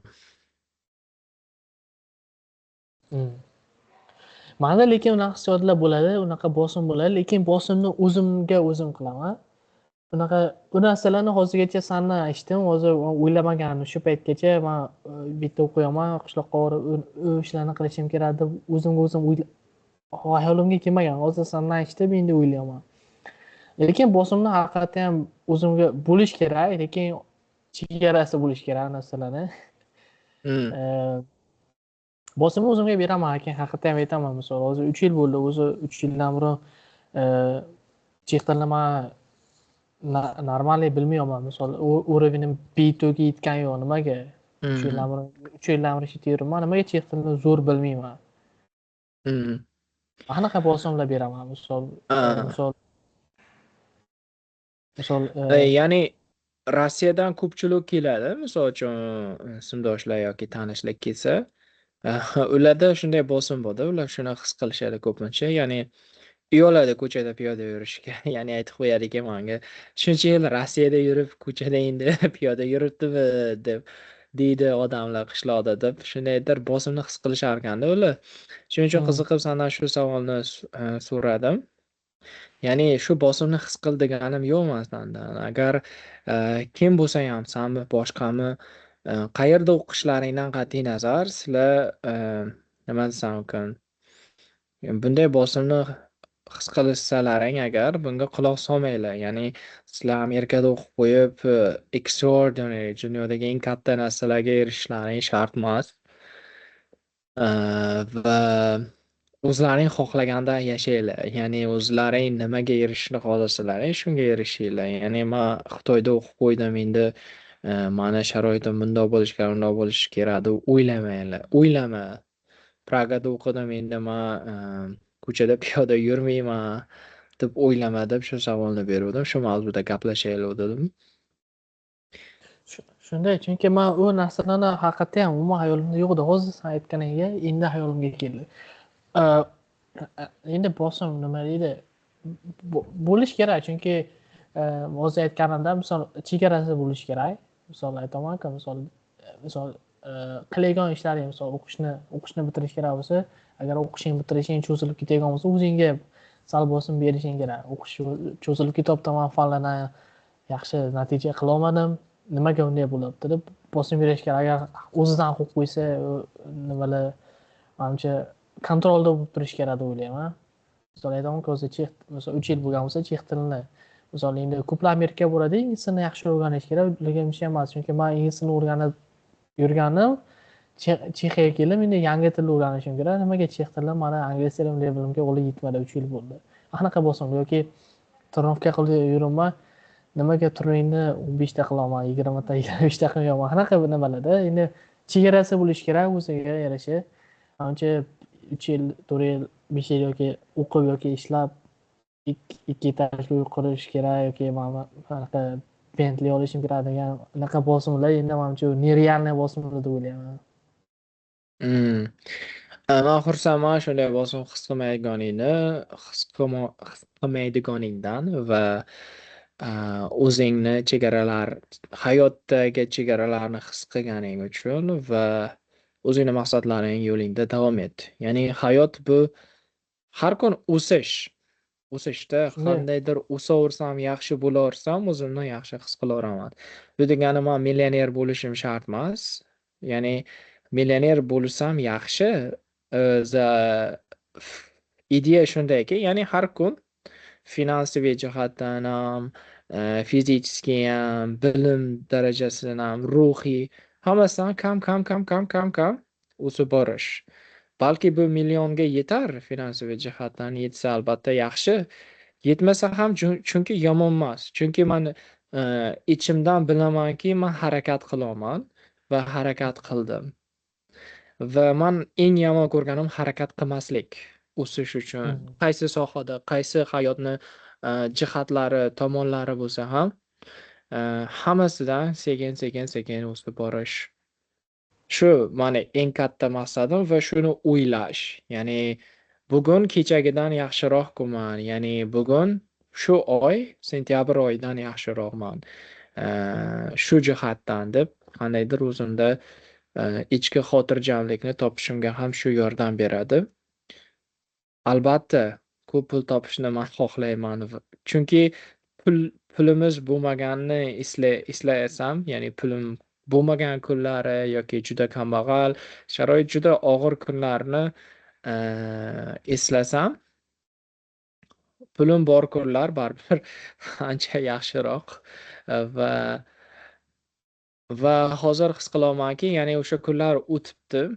Ya'ni oyni 15-i yorug', 15 qorong'i deydi-ku. O'sha qora kunlar o'tibdi va o'sha qora kunlar umuman qaytib kelmaslik uchun harakat qilish ham bu baribir yaxshi. Tayyorgarlik. Hozirda mani o'ylantirgan narsaki, o'zimda bilgan narsam, o'zimda shuni qildim. Bildimki, manimcha o'zi hamma odamda bo'lishi kerak narsa. Bitta odamga qaramaydi yoki qayerda yashayotgan joyiga qaramaydi. Yevropada, Amerikadami yoki Osiyodami. Shu odam o'zi shu xayolida shu narsani programmalashtirish kerak. Men o'zimda bilgan narsam, endi hammada har xil, lekin men o'zim hayotimdan aytsam, maqsadim to'g'ri bo'lsa, maqsadni aniq qo'ysam, ertalab turishga qiynalmayman. Misol, o'tgan oy maqsadim shu vizamni yangilashim kerak edi. Vizamni yangilashim uchun o'qishni pulini berishim kerak edi, страховка qilishim kerak edi yoki 5-6 dokumentlarni yig'ib, avgust ichida vizamga dokumentni yig'ib to'g'irlashim kerak edi. Maqsad aniq, maqsad katta maqsad bu. Maqsad bu vizani yangilash. Vizani kuni tugaydi, vizani yangilashing kerak. Maqsad aniq. Bu maqsadga yetish uchun har kun ertalab turishga qiynalmaysan. Chunki bu maqsadni qilmasang, maqsad aniq, nima deydi, noloyiqlik bo'lmaydi. O'zimda shuni his qilaman. Agar maqsadim bo'lmasa, shu vizani yangilab bo'ldim, sразу viza ishimni bitirib, shu vizani yangilab bo'lganimdan keyin o'zimda bildim-da. Sekin ertalab yarim soat kechish turaman yoki ishga chiqishga qiynalaman yoki o'qishga borishga unday anaqa noloyiqlik his qildim o'zimda. Ikkalasini razницасini bildimda. Agar shu avgust ichida vizamni yangilashim kerak edi, maqsad aniq, katta maqsad bu, uni qilmasam bo'lmaydi. Ertalab turishga qiynalmasdim. Keyin shunday ishni bitirib bo'lgandan keyin sekin yarim soat kechish turishga, 1 soat kechish turishga yoki snooze buttonini 2-3 marta bosishga o'rganib qoldim. Ya'ni har bitta erkak kishi o'ziga hayotidan qandaydir maqsad bo'lishi kerak va o'shani topa olish kerak. Ya'ni hamma narsaga erishgandan keyin odam maqsadsiz bo'lib qolsa, ko'p dangasa bo'ladi, yeydi, ichadi, hayot qandaydir ma'nosizdek tuyuladi-da. Shuning uchun qandaydir maqsad topib, maqsadli yashash bu baribir yaxshi. Ya'ni mana 90 yoshdan o'tayotgan buvomizni ham, uni ham qandaydir maqsadi bor. Ya'ni maqsadsiz bo'lganida hayoti undan ham juda zerikarli va juda qiyin bo'lardi. Buvim mana 90 yoshda maqsad qidirishga harakat qiladi. Ya'ni qo'ylarga qarashmi, hayotimizni yaxshilashmi, ya'ni hayot deganda agarodni nima ekish kerak, qilish kerak, o'qish kerak va har kundan maqsad topishga, ish topishga, o'zini ovora qilishga. Maqsadsizlik menimcha odamni o'ldirsa kerak. Ana shu eng zo'r, qayerda bo'lsa ham maqsadni qo'yish kerak. Masalan, katta maqsad, masalan, chet elda o'qiydigan balla bo'lsa, shu katta maqsadini aniq qilish kerak. Masalan, diplom olish kerak bo'lsa, men diplom olaman, maqsad. Ertalab turishga, o'qishni faniga qanday bo'lsa ham yo'l, bir xil yo'lmi, bu yo'lmi, u yo'lmi, qaysi bo'lsa ham harakat qilib shu faniga tayyorgarlik ko'radi, o'qishi ekzamindan o'tadi, o'qishi bitiradi yoki maqsad boshqa narsalarda ham bo'lsa, masalan, dokument yangilash kerak yoki mashina olish kerak yoki kvartirani pulini berish kerak. Maqsad aniq. Ko'p maqsadsiz degan bo'lardim. Ya'ni maqsadi kam yoki maqsadsiz o'rtoqlarim bor. Ko'proq maza qilishga, ya'ni pleasure deydi ingliz tilida, rus tilida kayf bo'lsa kerak. Shunga ko'p vaqt o'tkazadi. Ya'ni zerikadi, keyin yeydi ko'p ovqat. Ko'p ovqat yeydi yoki sigaret chekadi yoki ichadi. Chunki maqsadi yo'q. O'zi ham aytib qo'yapti o'rtog'im, ya'ni zerikanimdan yeyman deydi. Ya'ni qilishga ish yo'q, maqsad yo'q. Nima qiladi? Ertalab turadi, ish yo'q, zerikadi, keyin yeydi, keyin yana zerikadi, yana yeydi. Yoki ba'zilari zerikadi, sigaret chekadi, zerikadi, sigaret chekadi. Kamgina ish. Ya'ni oldingi o'sish hissiyoti ko'pchilikda yo'qolib ketyapti. Bilmayman, endi bu hammani o'zini hayoti va hamma o'zini hayotini o'zi xohlagandek yashash huquqiga ega albatta. Man ham o'sha maqsadsiz period, ya'ni vaqtim bo'lib qoldi shu yozda 1 oy yoki 2 oy, ya'ni maqsad yo'q. Nimaga maqsad yo'qolib qoldi? Chunki man birdaniga juda ko'p narsalar xohlab bordim. Ya'ni birdaniga uy qurish, birdaniga mashina olish va birdaniga juda ko'p pul, birdaniga uylanish.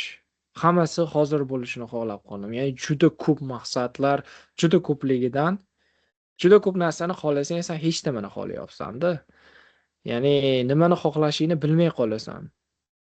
Chunki jamiyatdagi odamlardan bosim bo'ldiki, man shu 27ga kirarkanman, shu narsalarga erishgan bo'lishim kerak ekan va odamlar mendan shunga erishishni kutyapti va man nimaga shunga erishmadim, shunga erishishni xohlayman deb he- ko'p narsani xohlab borib, hech nimani xohlamay qoldim va maqsadimni yo'qotdim.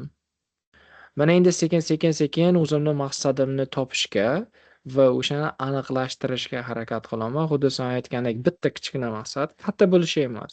Katta bo'lish shart emas. Bitta kichkina maqsadni tanlab, o'shani ustida ishlash. Odamni, ya'ni odamni sog'lom, odamni miyasini, ruhiyatini sog'lom tutadi. Ingliz tilida keeps you sane. Bo'lmasa jinni bo'lib qoladi odam. Juda ko'p maqsadlardan, juda ko'p xohishlardan, ko'p narsalarni xohlashdan va hamma muammolarni hal qilib qo'yishni xohlaymiz. Ya'ni hamma muammolarim birdaniga hal bo'lsa deymiz va hech qaysi muammoni hal qilmaymiz. Lekin hayot muammolardan iborat. Ya'ni muammolar hech qachon tugamaydi. Ya'ni 100 ta muammoyimiz bo'lsa, hammasini bugun hal qilib qo'ysak, ertadan yana birinchi muammo, ikkinchi muammo, uchinchi muammo bo'lib yana 100 ga chiqib boraveradi. Hayot shunday ekan. Hmm. Sanga Manimcha oxirgi savolim.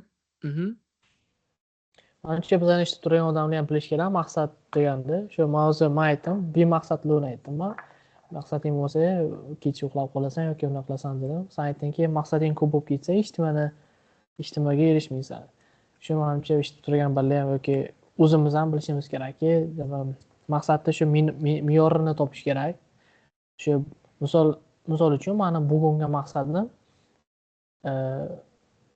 darsga borish edi bugun dars bor edi soat 3da darsdan boshlanadi shu maqsadni kichkina qo'yib qo'ydim bugun faqat 3da darsga boraman soat 2-3 soat darsda o'tiraman keyin qaytaman ana shu maqsadim juda kichkinaligi uchun man soat 9gacha uxladim bugun 9gacha uxlab qolib ketdim keyin man o'yladimki bugun maqsadni kichkina qo'yman man hech nima ko'p narsaga erishmadim shunga man ancha shu maqsadni me'yorini topib kunlik yoki oylik qilsa hammasi zo'r bo'ladi Man qo'shimcha qilgan bo'lardimki, ya'ni maqsad katta kichigi yo'g'u, ya'ni maqsadni aniqlashtirish kerak. Ya'ni katta maqsadlarni kichkina maqsadlarga bo'lib, ya'ni rejalarga bo'lib, kichkina, ya'ni nonni hammasini og'ziga solib bo'lmaydi-ku.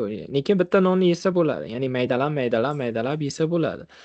Ana shunday hamma maqsadlarni va rejalarni kichkinaga bo'lib harakat qilsa odam o'sha o'ylagan maqsadiga erishadi. Sanga oxirgi savolim, Tojikistonga qaytganingda qanday odam bo'lib kelmoqchisan va qaysi darslarni olib kelmoqchisan? Ya'ni nimalarni o'rganib va qanday odam bo'lib mana qishloqqa qaytib kelmoqchisan? Shu haqida o'ylaganmisan?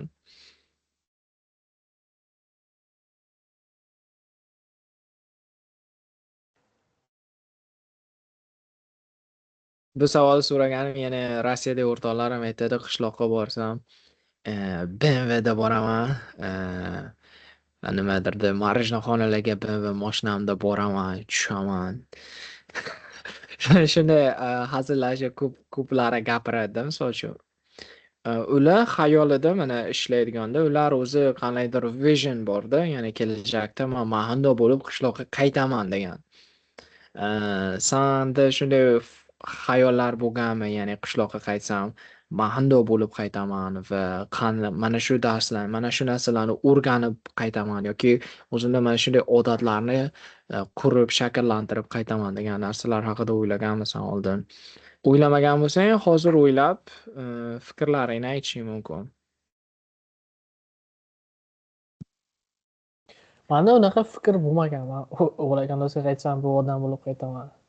Manda fikr shu, har kun shu odam bo'lish kerak. O'zimga o'zim mana shu har kun self development qilish kerak. Har kun misol BMW olish kerak bo'lsa, kulgili narsa emas. Misol BMW olib qaytmoqchi, to'g'ri. Rosa ishlab, u yomon narsa emas, yaxshi. Shu narsaga harakat qilish kerak har kun. U prosta ancha odamlarga yaxshi ko'rinish uchun emas, lekin agar BMWni haqiqatda ichingdan xohlasa, bu yaxshi narsa. Misol, men ham xohlashim mumkin. Misol, tasavvur qil, men ertaga shu narsani xohlayapman. O'lakandozga BMWda qaytmoqchiman, to'g'ri? Yomon narsa emas. Uning uchun har kun ertalab men yana bir soat vaqt turishim kerak, yana ko'proq ishlashim kerak shu narsaga erish uchun. Bu narsani xohlash bilan nima bo'lib qolmaydi-ku? Berilib qolmaydi-ku? Amalga oshirib qolmaydi. Men endi o'ylamaganman. Misol, O'lakandozga qachon qaytsam ham shu kungacha yetib bo'lgan odamni olib boraman-da. Ishonsanmi? Har kun o'z ishimda ishlayman yoki boshqa ishlarni qilaman. Har kun shu o'zim xohlagan darajaga yetishmoqchi bo'laman. Keyin qachon vaqti kelsa, shu borsam, shu odamni olib boraman. Ishonsanmi? Yaxshi. Ancha shu boshqa ishtimi o'ylayapman hozir bu savolga. Chunki javobing juda yoqdi menga. Ya'ni to'g'ri. Sen joy haqida yoki yil haqida o'ylaganing yo'q. Ya'ni sen o'zingni self direction, ya'ni sense of direction, ya'ni qayerga ketadiganingni oldindan bilasan. Ya'ni o'zingni maqsading bor, maqsading bu yerda va o'sha maqsad muhim. O'sha odam, ya'ni o'zing qo'ygan ideal, ya'ni inson bo'lish muhimroq, ya'ni boshqa odamlarni fikriga qaraganda. Ya'ni qishloq ham o'zgaryapti, hozir ham hech kim, ya'ni men ham o'ylardim. Agar men mashina olsam maza bo'ladi, hamma menga havasi keladi yoki men eng krutoy bala bo'laman deb o'ylardim. Lekin o'z aslida uni emas ekanda, chunki o'zimda his qildim, ya'ni ko'p tanishlar yoki boshqalar mashina olsa, men u bala haqida o'ylamayman. Ya'ni mashina haqida o'ylayman. Ya'ni BMW olgan bo'lsa, meni ham BMW bo'lsa yaxshi edi deb o'ylayman, havas qilaman. Lekin misol uchun shu bala mehnat qilib u mashina egasini umuman esdan chiqaraman, nima? Boshqalarda bo'ladimi, bo'lmaydimi? Shu chotki krutoy bala ekan deb umuman o'ylamayman-da. Bu men o'zimni qandaydir kibrli odam demoqchi emasman. O'zi menda shunday hissiyot bo'ladi.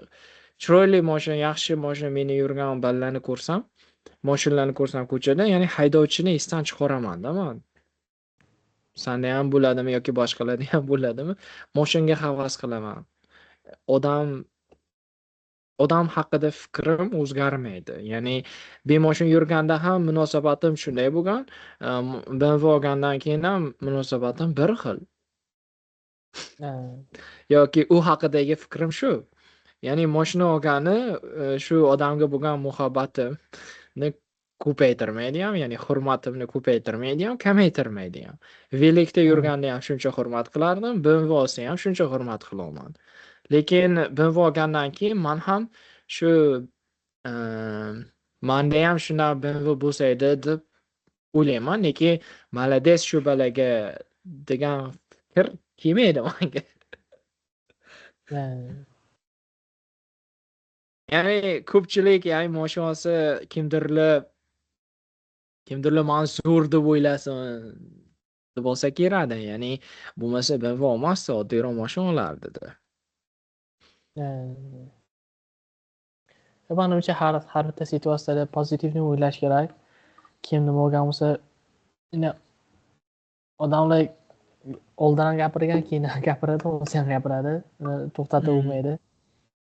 Shu o'zimizni o'zgartirishimiz kerak. Bironta zo'r narsa olgan bo'lsa, havasimiz kelishi kerak.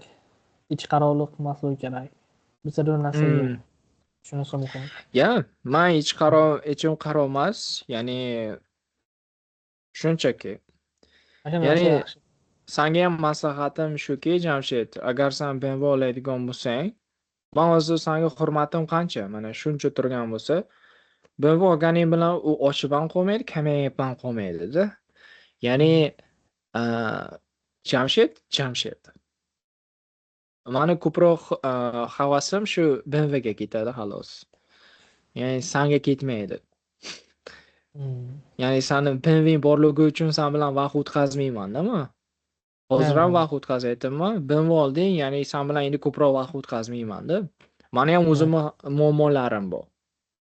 Ya'ni shu bali BMW olibdi deb, men o'zim ishlarimni qoldirib, u bilan ko'proq vaqt o'tkazmayman-da.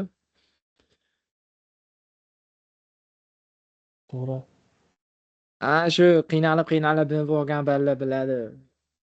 His qilsa kerak. Qani odamlar deb qolsa kerak. Men BMW oldim-ku, ko'ringlar oxir deb tez haydaydi yoki drift qiladi, yana o'zini baland ovoz ko'rsatib, ya'ni o'zini BMW oldirganini bildirishga harakat qiladi. Lekin bilmaydiki, bizaga umuman farqi yo'q, chunki hamma o'zini muammosi bilan o'ralashgan. Hamma o'zi bilan o'zi. yoki o'zini muammosi bilan o'ralashgan umuman e'tibor bermaydi yoki e'tibor beradi-yu, shu narsani ham olish uchun e'tibor beradi. Tamom. Ya'ni qaniydi men ana shu shofirni o'rnida bo'lsamidi deb e'tibor beradi. Ya'ni qaniydi shu mashinani men haydab ketayotganimda yoki men haydaydigan bo'lsamidi deb o'ylaydi. Ya'ni haydovchi kim ekan, kim haydayapti deb hech kim aytmaydi. Shunday. Endi yoshlar ishlaydigan bo'lsa, shularga shu maslahatim bo'lardi.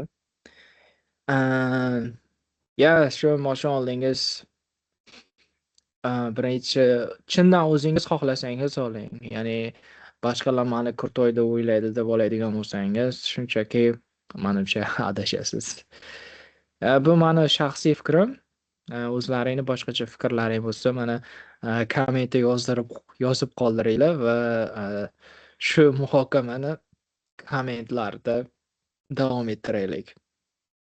Chunki to'g'ri, men shu paytgacha o'zi bizlarda endi o'sha chet elda o'qish degan mavzu nima-ku, ko'plar gapiradi-ku o'sha narsalar. Shu narsalar haqida men o'zim ham shu boshqa davlatda o'qiydigan bolalar bilan gaplashib ko'rganim yo'q. Shu narsani gaplashib, men ham o'zim, menga ham qiziqdi. Boshqalar qanday yashaydi yoki boshqalar hayot qanday o'tadi boshqa davlatda yoki ular nima o'ylaydi. O'zi mendan ko'p so'ragan savollaring menga ham qiziq bo'ldi. Boshqalardan ham men ham bilgim keladi. Ularning hayotida qanday o'tadi. Chunki shu narsalar bor-da, sen yo'q narsani so'raganing yo'q. Bor narsalarni so'rayapsan. Shu narsalar haqiqatdan ham bormi? Ular nima fikrda? Menga ham qiziq bu narsalar degan. Agar bironta boshqa joyda o'qigan bolalar bo'lsa, haqiqatdan yozib ketsa, men ham kirib o'qib bilardim degan. Qiziq nimalari. Shuning uchun harakat qilaman, G'ulakandozdan qishlog'imizdan chiqib chet elda o'qiydiganlarga ko'p so'raydigan savollarim bir-biriga o'xshash. Ya'ni sana kechirmalaring Xitoyda turgan balada boshqacha bo'lishi mumkin yoki Amerikada. Shunday. Bu ham ya'ni shu chet elda o'qiydiganlar uchun ham qandaydir dars bo'lishi mumkin. Ya'ni shu bala Pragada turib shunday hissiyotlar his qilyapti ekan, men ham his qilaman. Demak, men yolg'iz emasman.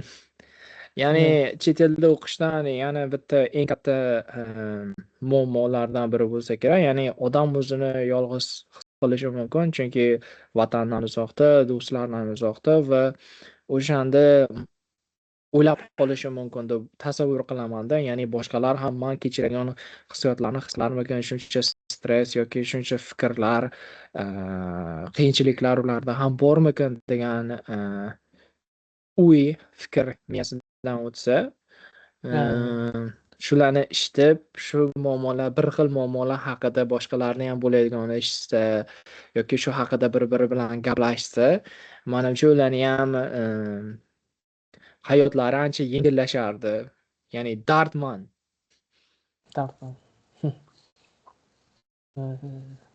dardlashishdekda.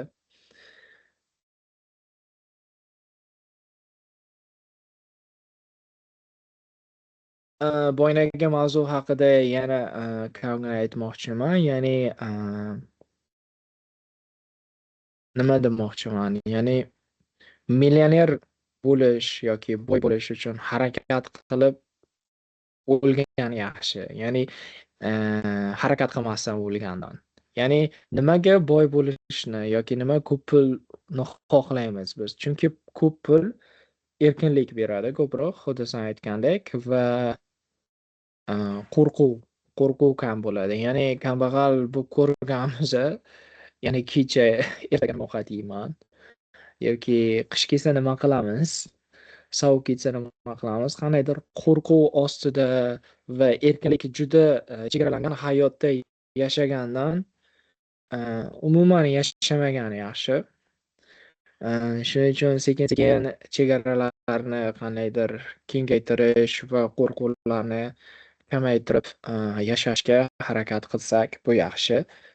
Yaxshi, lekin yana bitta Alisher Navoiy aytadi o'zini ruboiyisida.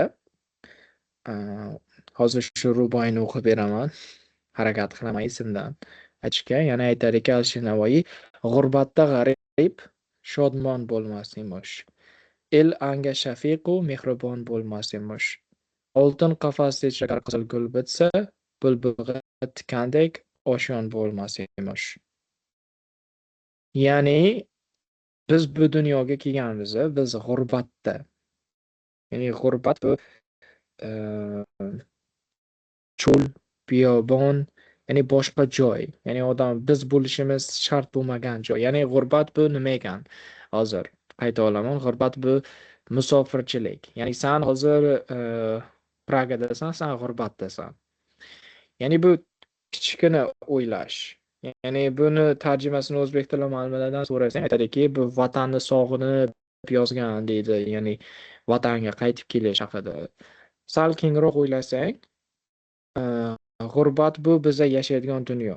Biza bu dunyoga mehmonga kelganmiz. Biza betlik emasmiz. Bizani boradigan joyimiz bu. Ana shunda ma'nosi shunday kelib chiqadiki, g'urbatda g'arib shodmon bo'lmas emish. Biza g'arib biza. Biza yer yuzida shodmon bo'lmaymiz. Ya'ni xursandchilik, polniy xursandchilik, ya'ni nirvanaga yetmaymiz. El anga shafiqu mehribon bo'lmas emish. Ya'ni bu dunyo bizani mana shu ichimizdagi bo'shliqni yoki singan qalblarimizni bu dunyo davo bo'la olmaydi. Biza qachon nimaga yetamiz, maza qilamiz, eng ultimate, eng zo'r pleasure shu qachon shu jannatga borsak. Ya'ni islomiy nuqtai nazardan yozibdi-da. Oltin qafas ichiga qizil gul bitsa. Oltindan qasrli qurib tashlasak ham, chiroyli bog'li qurib tashlasak ham, boku bizaga bulbulga tikandek oshyon bo'lmas emish. Ya'ni biza boradigan joydak mana shu yer yuzidagi eng zo'r uy, eng zo'r ovqatlar, eng zo'r narsalar baribir tatimaydi demoqchida.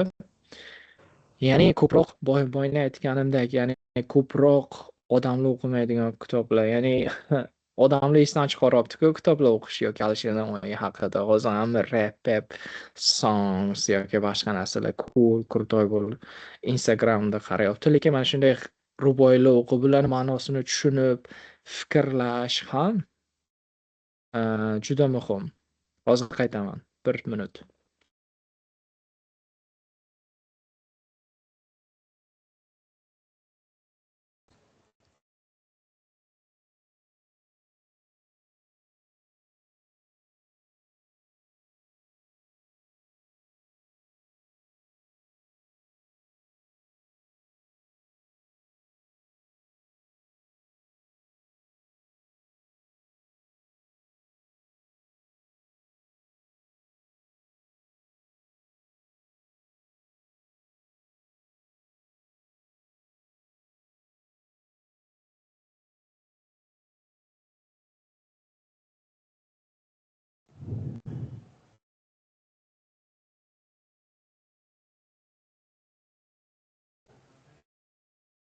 Okay, davom ettirsa bo'ladi.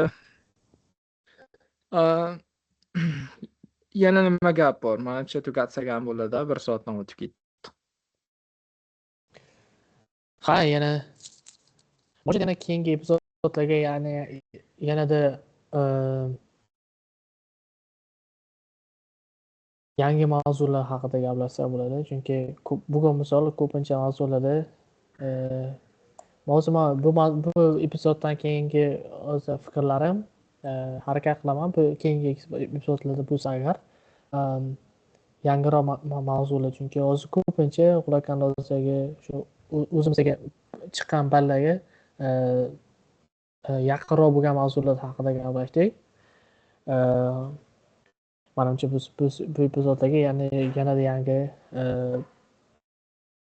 mavzularda nima qilamiz, chunki misol yana protsesslar haqida, misol ko'p narsalarni qanday qilish kerak, misol o'qishga kirish prosesslari, shularni gapirib o'tib ketsa bo'ladi, chunki hozir kommentariyalarni ko'plarini o'qib chiqdim, ko'p tinglovchilar yozgan, fikrini yozgan video haqida, lekin yaxshiroq bo'ladi ko'pincha video tagida aniqroq savollar, aniqroq nimani bilishmoqchi bo'lsa shunaqa qiziq savollarni yozib ketishsa harakat qiladi shu savolga javob berishga. Rahmat Jamshid, vaqt ajratganing uchun. Sen bilan suhbatdan maza qildim. Podkastchi sifatida va aka sifatida sen haqingda o'zim bilmagan ko'proq narsalarni o'rgandim va mana shuni his qildimki, seni fikrlashtirishing o'zi boryapti va bu meni xursand qiladi. Ya'ni